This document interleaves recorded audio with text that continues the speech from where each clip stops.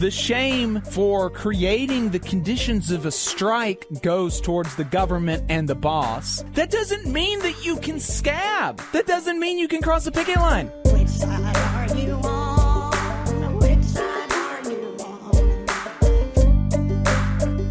The tipped minimum wage in Alabama is $2.13 an hour.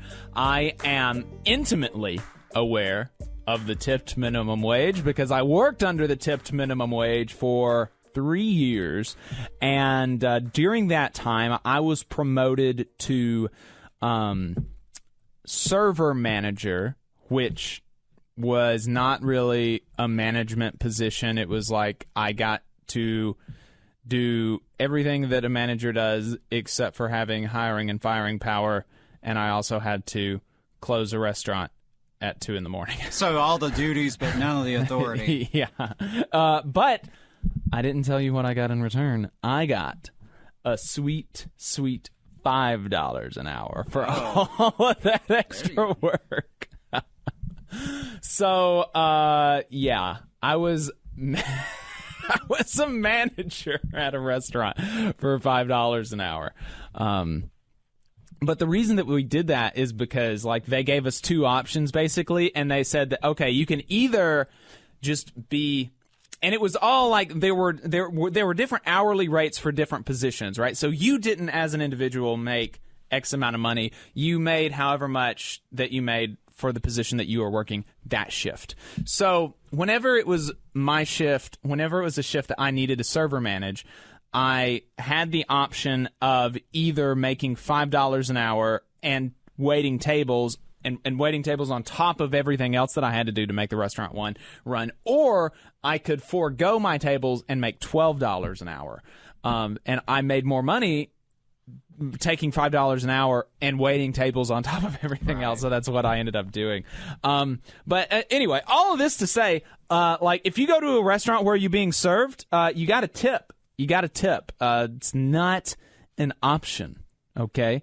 It's not an option. You have to tip, and you have to tip 20% at least. Because if you don't, you're basically saying, like, oh, they deserve a pay cut or something. And that's just not how jobs work in the country. Like, you can be disciplined, but to say that, okay, your punishment for for not doing work not doing work as good today is that, you don't get money for dinner, or you're not going to be able to make rent or something. Like, that's just it's not appropriate. And we can obviously talk about, the origins of tipping and how it's like racist and how it's like not good, and we should not have a culture of mandatory tipping, and we should definitely be, like, more upset. We should be upset at people who don't tip, obviously, but we should be more upset at bosses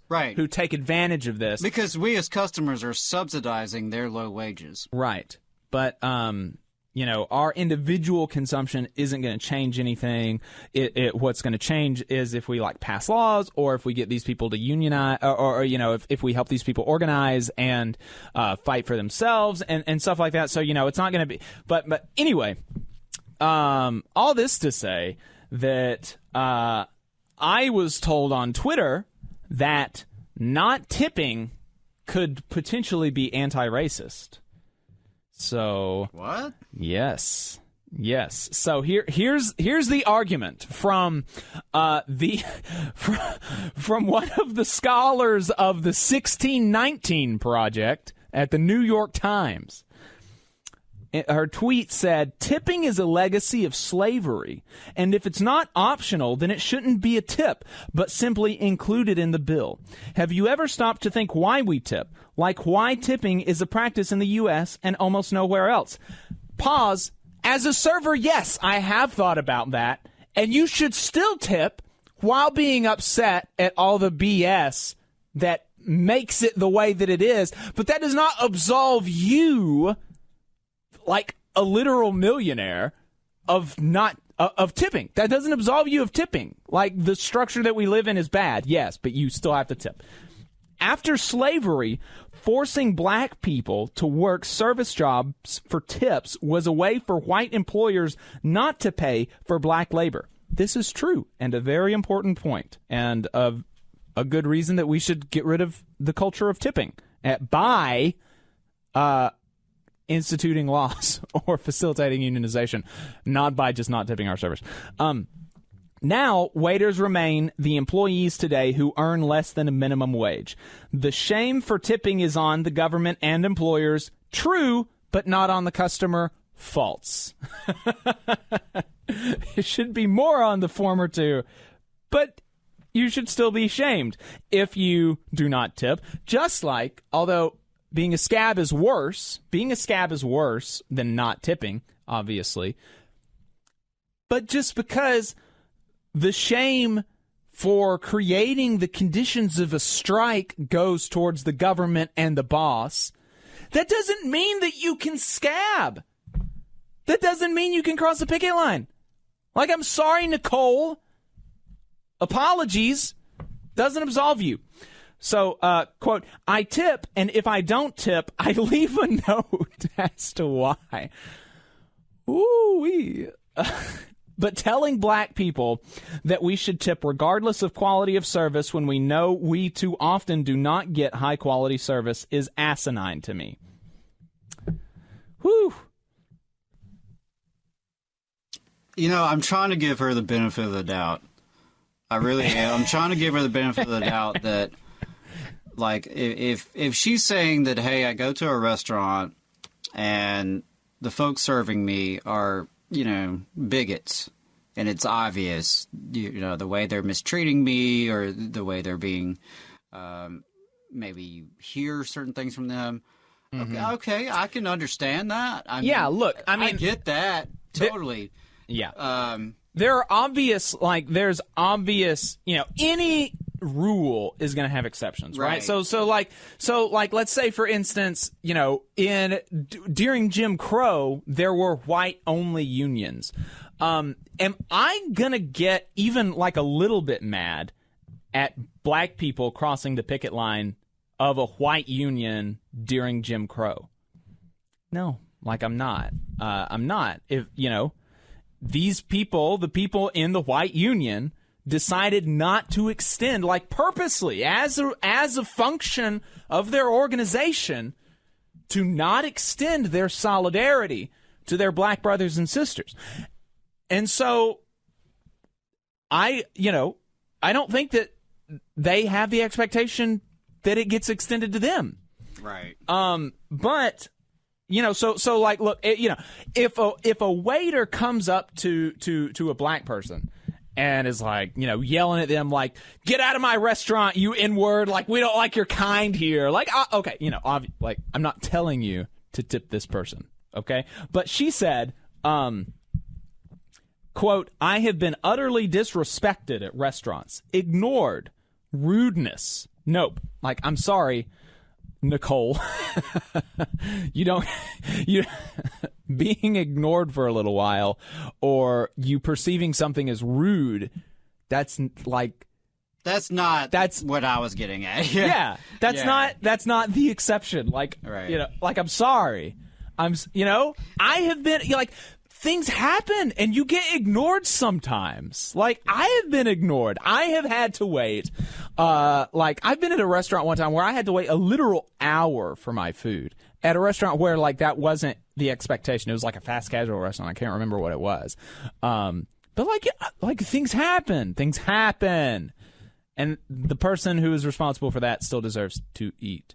Yeah, and I think it's just a basic level of empathy and try to put yourself in the server's shoes, you know, either if you've ever done it, but even if you haven't done it. I mean, you and I both worked in the restaurant industry. It's easy for us to consider that.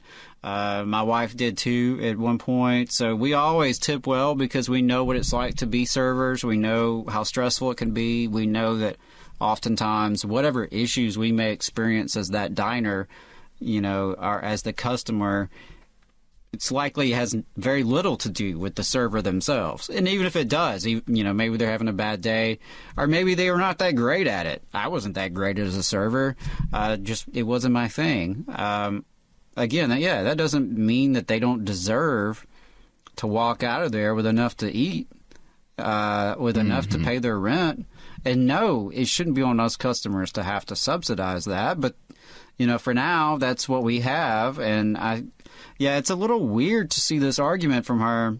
And I can't help but also reflect on the fact that as a, well-renowned scholar and writer for the New York Times, I'm guessing she's got enough money to tip.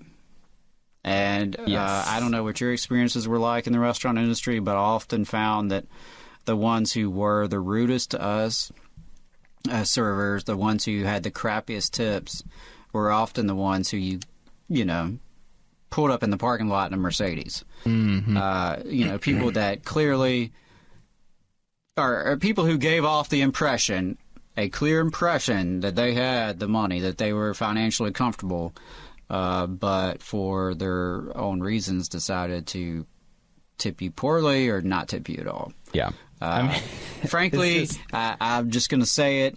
The Sunday church crowd had the worst tips. Oh, yeah, absolutely. I guess they gave it all to church. Yeah. So they would show up and be rude as hell to all the low-wage workers. It really is. Their biscuits. It really is astounding. I looked up her net worth. She has a net worth of like $3 million. And she's like a pretty young person. Like, can you imagine I would, like, the only scenario that I can think of that I would be like not tipping would be something equivalent to like, it would have to be extreme, egregious. Like actual literal aggression, right? Or like harassing. Bad enough my to where partner. like I would feel the need to leave the property, to get out of that. If it was on that level, then sure, but otherwise, that's just I not. would say it doesn't even look like that's what she like. You need being ignored or perceiving something as rude. Get a break. Yeah, like, I see. That's where I thought she was going with this is, hey, I've experienced racism at restaurants, and I shouldn't be expected to tip those people. That is totally understandable. But yeah, that's not where she took it. Nope. Why even go there? Or is this just a way to get Twitter engagement or something? I don't remember what the thing that started. I don't think she was like replying in a thread.